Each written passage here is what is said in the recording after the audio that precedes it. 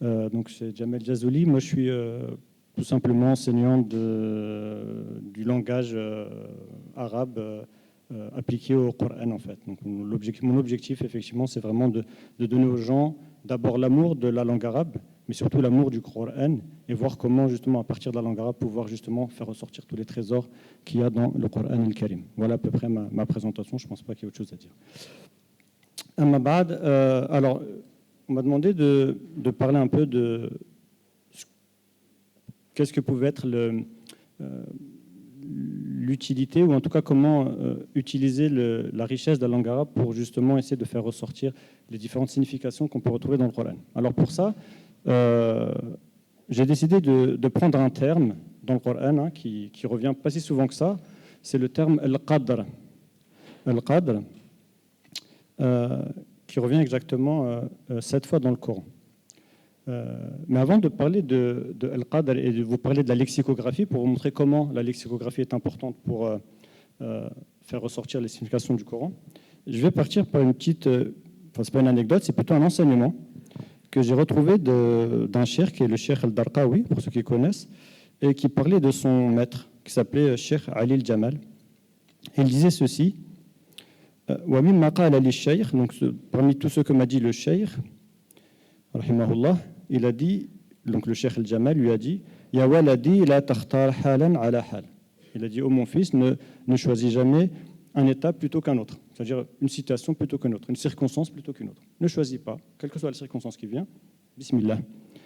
Anta ma'ama aqamaka mawlak. Tu es toi avec ce dans quoi t'as mis ton Seigneur. وإذا كان ولا بد من الاختيار اختار الضيق على التاسع. Et si vraiment tu n'as pas le choix, tu dois choisir, alors choisis الضيق, l'étroitesse, plutôt que l'aisance.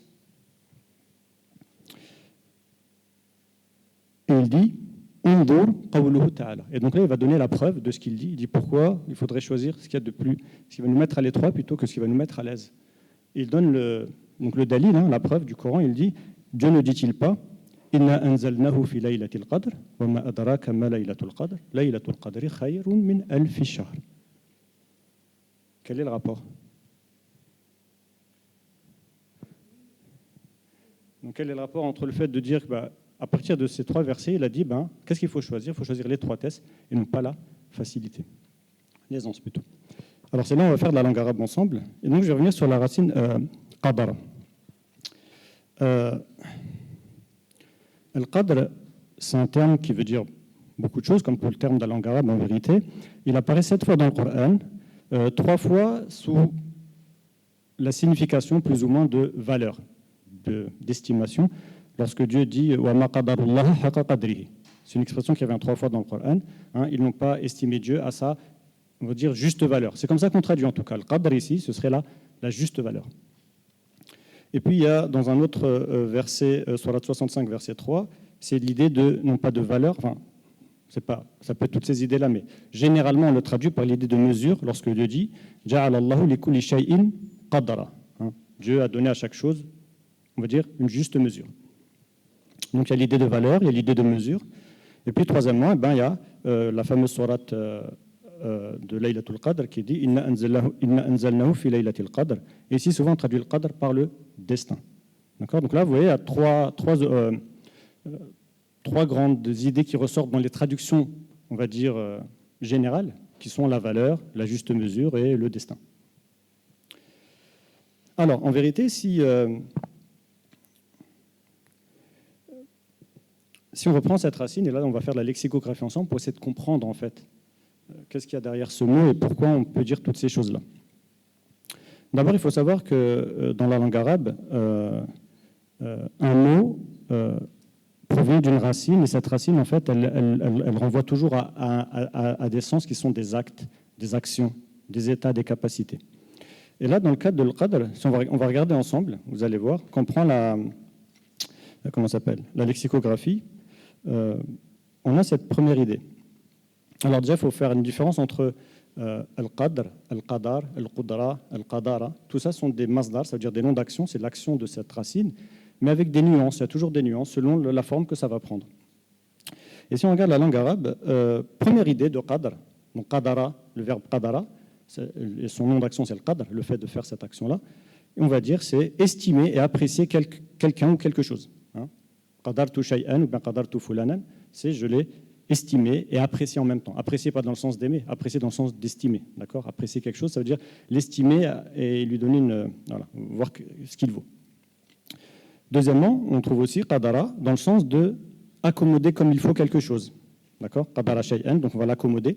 On dira notamment qadara shay'an bi shay'in. Donc on va accommoder, approprier quelque chose à autre chose. On va les prendre ensemble, on va les approprier.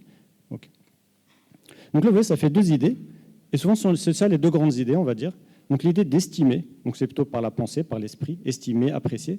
Et puis une autre idée qui est plutôt dans l'agir, qui va être accommoder, approprier les choses, les rendre, les faire, s'harmoniser. Okay. Et souvent, dans la langue arabe, vous verrez, souvent, très souvent, la racine a toujours ces deux signifiés différents qui se complètent et souvent qui renvoient, pas toujours, mais de l'ordre du cœur et de l'esprit, ou de l'acte et de la réflexion. Vous voyez, c'est toujours des complémentaires qui vont bien ensemble et qui permettent à un acte de donner toute sa profondeur. Alors, qu'est-ce que ça peut donner comme profondeur quand on prend ces deux idées-là ? Donc l'idée d'estimer, et puis deuxième idée, l'idée d'arranger, d'accommoder. Ça donne un usage que les Arabes utilisaient pour le verbe qadara al-qadr, dans le sens de, lorsqu'on parlait du tailleur, et qu'il prenait la mesure de quelqu'un, mesurer sur quelqu'un, prendre la mesure de quelqu'un et confectionner d'après la mesure. D'accord ? Si vous allez chez le tailleur, il vous regarde, il vous mesure, et après, qu'est-ce qu'il fait ? Il confectionne, par exemple, une chemise, qadara qamisan. On dit, alors c'est, on dira qadara alayhi qamisan. D'accord ? Il va prendre la mesure sur quelqu'un et donc tailler, confectionner la chemise selon sa mesure. C'est ça qadara, c'est ça le qadar. Okay. Et donc là, on voit bien qu'il y a les deux idées. Mesurer, regarder, et puis confectionner, approprier, accommoder pour que ça lui aille parfaitement, l'habiller comme il faut.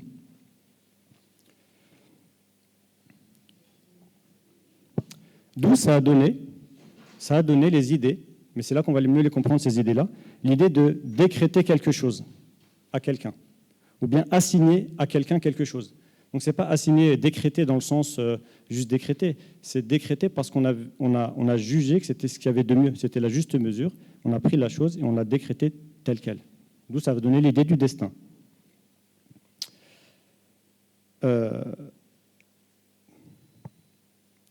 Donc première idée, voilà, on va rester sur cette idée-là.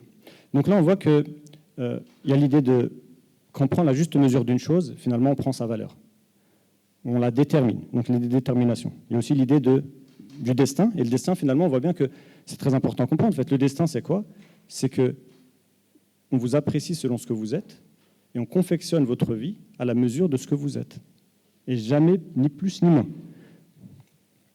D'ailleurs, c'est pour ça que chez les Arabes, al-qadr, c'est aussi un ustensile qu'on dit qui est ni trop grand, ni trop petit, ni trop lourd, ni trop léger, qui est commode à porter, qui vous va comme il faut. D'accord ? Votre vie, c'est ni trop lourd, ni trop léger. Il ne faut pas que ce soit trop léger, sinon vous oubliez qu'il y a l'akhira. Mais ce n'est pas trop lourd non plus en vérité. Vous êtes toujours capable de gérer la chose. C'est ça le qadr, d'accord, chez les Arabes. Enfin, notamment. Alors, bien entendu, il y a aussi d'autres notions, mais à ce moment, on n'est pas dans le qadr, on est plus dans le qudra. Donc, on peut dire aussi le qadr. C'est l'idée de puissance, être en capacité de faire, de force à faire quelque chose. On dit taghallaba alayhi wa tamakkana minhu. Ça, c'est le qadara et le qudra. Donc, pourquoi ? Parce qu'effectivement, quelque part, il y a une idée de capacité derrière. C'est pour donner la capacité de faire les choses. Mais ça, on met de côté cette idée-là. Moi, je vais rester sur donc, la première idée pour revenir vers le destin, Inch'Allah. Alors, pourquoi je disais tout ça ?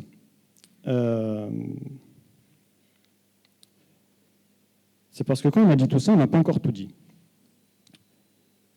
On a toutes les idées, mais quel est le rapport avec ce dont a parlé le Cheikh El-Jamal ? Cette idée de...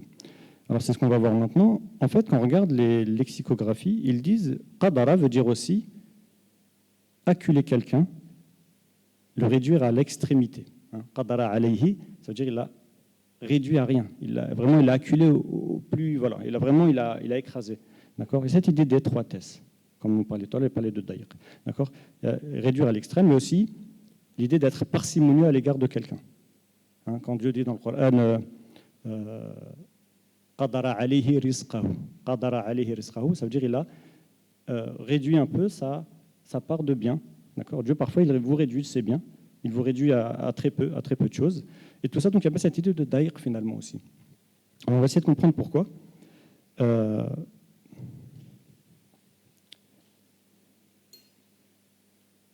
Si on va avec Ali el-Jamal. Alors, tout simplement parce que, effectivement, pour pouvoir, quand on mesure, si je mesure une personne et que je confectionne une chemise à sa mesure, forcément, je le délimite, je le limite. Quand vous habillez quelqu'un, vous le réduisez en fait. D'accord ? Il y a cette notion de réduction. Et elle est plus profonde que ce qu'on croit, et qu'elle fait partie du destin. D'accord ? Et ce que vous voulez dire peut-être ici, Cheikh Al-Jamal, c'est la chose suivante, finalement, il a dit, c'est ad-daïq. Et j'avais oublié de rajouter un petit point qu'il a dit à la fin, parce que bien sûr, il a quand même donné une indication à son disciple, il lui a dit « Qala ba'du al-mufassirun al-qadr huwa ad-daïq ». Donc il l'a bien dit. D'accord ? Il a expliqué que dans ce cas-là, dans sa tête, ce qu'il dit, c'est que al-qadr huwa ad-daïq. Et là, on comprend mieux, en fait. Quand il disait « Pourquoi tu dois choisir ce qui... » D'abord, ne choisis pas, mais si tu dois choisir ce qui va te réduire. Pourquoi ? Parce que Dieu, qu'est-ce qu'il dit ? Il dit « Inna anzalnahu fi laylati ad-daïq. Wa ma adraka ma laylatu ad-daïq. Laylatu ad-daïq khayrun min alfi shahr. » D'accord ? Dieu l'a fait descendre dans la nuit de l'étroitesse. C'est une façon de voir les choses. Et qu'est-ce qui te dira ce qu'est l'étroitesse ? C'est-à-dire que l'homme, il doit comprendre c'est quoi ad-daïq. Il doit vivre ad-daïq. Pourquoi ? Parce que le daïq, il est mieux que 1000 mois. C'est-à-dire que la nuit de ta détresse, de ton daïq, peut-être elle est mieux pour toi que 1000 mois. Alors 1000 mois de quoi ?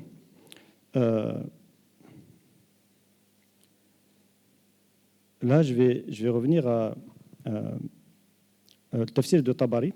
Il rapporte que Mujahid donc, qui est un tabi'i, qui est très connu, parmi les plus grands mufassiroun de sa génération, il rapporte cette histoire-là, que je pense que certains connaissent. Alors attendez, je la retrouve. Alors c'est Tabari qui rapporte, donc il dit Qala Mujahid, Kana fi bani Israël rajulun. Il y avait parmi les enfants d'Israël un homme, Yaqumu al-layla hatta yasbah.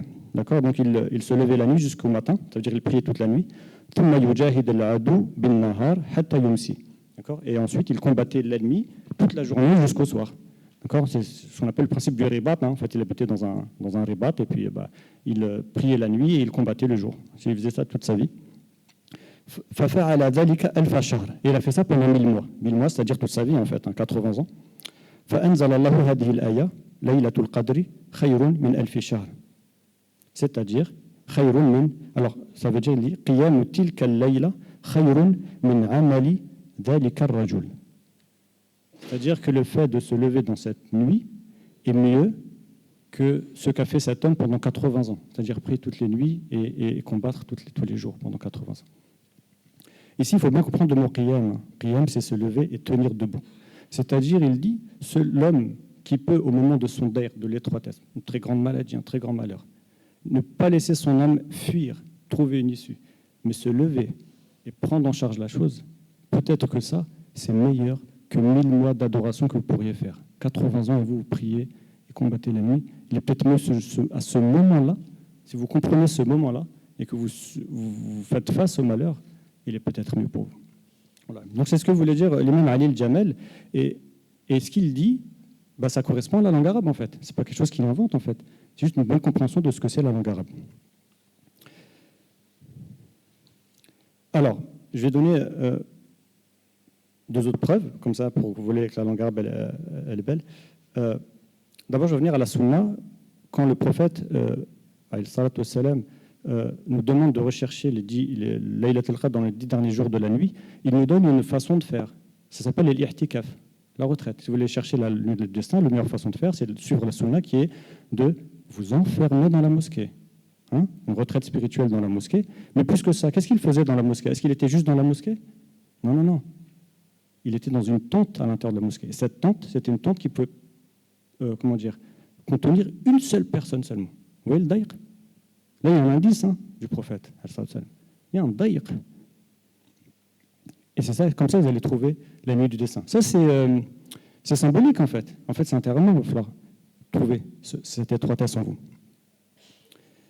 Autre preuve de la langue arabe, c'est que chez les Arabes, on dit qadara dans le sens mettre dans la marmite et l'y faire cuire. Qadara fulanan, shay'an, puisqu'on ne va pas mettre une personne dans la marmite, quoique. Donc c'est jeter quelque chose dans la marmite qu'on appelle le qidr en langue arabe, c'est pas pour rien, d'accord, et on va le faire cuire. Là, on voit bien que c'est le réduire, en fait, comme quand vous cuisinez, on réduit les choses. Ben là, c'est la même chose, en fait. D'accord. Et si on va plus loin et comprend ce que dit la langue arabe, et la langue arabe nous dit que al-qidr, ma huwa al-qidr, donc le qidr, la marmite, ils disent ina'un min fakhar mutbakhu fihi. C'est un vase, enfin un récipient, merci, un récipient en terre cuite, en poterie, en argile, fakhar, d'accord, et dans lequel on cuisine. D'accord. Or, qu'est-ce que nous dit le Dieu dans le Coran? Regardez, c'est intéressant. Quand vous comprenez la charge imaginative de la langue arabe, ça fait des liens tout seul. Il nous dit, que l'homme était créé salsal min fakhar. C'est ça, donc de terre cuite. Le fakhar, c'est ça. Et donc le fakhar, c'est vous, en fait. Ça veut dire que vous êtes créé, votre corps, c'est une marmite. Et vous, votre être, on l'a jeté dedans. D'accord. Et on vous cuisine, en fait. C'est ça le qadr. Tout simplement en langue arabe. Si on prend d'un point de vue, c'est ça le qadr. Vous êtes dans une marmite, mais il faut bien vous cuisiner. À point, si possible. Il ne faut pas que. Il y en a qui préfèrent saignant, mais ne voit ça que. Ah, voilà. Bref. Oui, donc, ce que je voulais juste expliquer, c'est qu'à partir de la langue arabe, vous voyez, on peut vraiment avoir une image des choses et une compréhension qui nous permet de vraiment d'avoir une très grande vision de ce que peut être le qadr, d'aller pas dire seulement le destin sans comprendre ce que c'est. Et donc, je terminerai avec une petite définition. On a vu que le mot qadr veut dire valeur, détermination, destin, mais on a vu aussi étroitesse. D'ailleurs, c'est ce que dit dans le tafsir de l'imam al-Razi, il dit c'est at-taqdir, donc le fait de déterminer les choses, comme le qadar en fait, sharaf, donc la valeur, et puis diya daïq. L'imam al-Razi, il donne ces trois idées-là. Et je terminerai donc, à partir de la langue arabe, on peut comprendre finalement peut-être que qu'est-ce que la nuit du destin? C'est la nuit, et en plus il parle de nous, parce qu'il dit toi, qu'est-ce qui va te faire saisir ce qu'est la nuit de ton étroitesse? Et ce serait peut-être tout simplement la nuit de ta valeur, de ta vraie valeur, qui est faite selon ta juste mesure. C'est la nuit qui va déterminer ta réalité selon la mesure qui décrétera ton destin, qui va t'assigner tes actes et tes avoirs avec mesure durant toute l'année. Parce qu'à chaque Laylat al-Qadr, vous savez, il y a tout vous écrit, le risque, etc. C'est ce que dit Ibn Abbas. Et finalement, il va juste, ce que fait Dieu dans cette nuit-là, il prend ta mesure, il prend tout ce qu'il faut, il va confectionner pour toi, pendant une année, ce qui sera pour toi ton destin, en accommodant les choses comme il faut, en appropriant ton état avec celui du monde, mais en même temps, on peut penser que peut-être que cette nuit va te réduire, ton destin te réduira à l'extrême, elle va t'acculer à toi-même, parce que le but c'est de te connaître toi-même, c'est pour ça qu'il t'accule à toi-même. Tant que tu t'éparpilles, tu ne pourras pas voir tout ça. Il va te jeter finalement dans le chaudron de la vie pour te faire cuire, mais Inch'Allah pour que tu sortes appétissant, on va dire ça comme ça.